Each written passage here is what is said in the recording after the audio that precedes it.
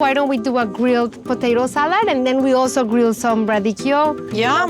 So I have the 2 Yukon potatoes. I cut them bite size. You want to drizzle some oil and then a little bit of salt Perfecto. and black pepper. Okay, so now we're gonna make a great little package. Para que no se, so the steam doesn't come out. We'll just put it in the bottom. How long do you leave those potatoes in there for? 30 minutes. But halfway through, we'll flip them.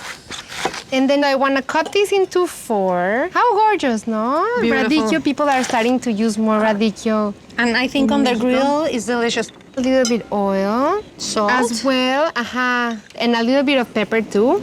Perfecto. Yeah? Listo. Perfect. Okay, so we can make the vinaigrette. Okay. If you want to help me I can- finely chop the Shallots. shallot, and I'm going to add in here a 1/4 cup of white wine vinegar, and then Dijon mustard. And I love the spicy of the mustard. When I think of grilling, I always think of like the best potato salad. So it's Yes. I'm gonna add some salt. Add the shallot in here.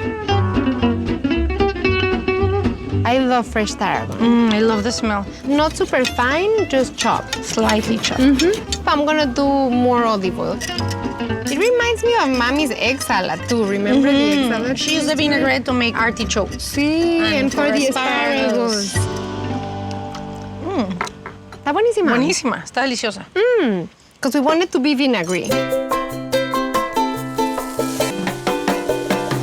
I think they should be about ready.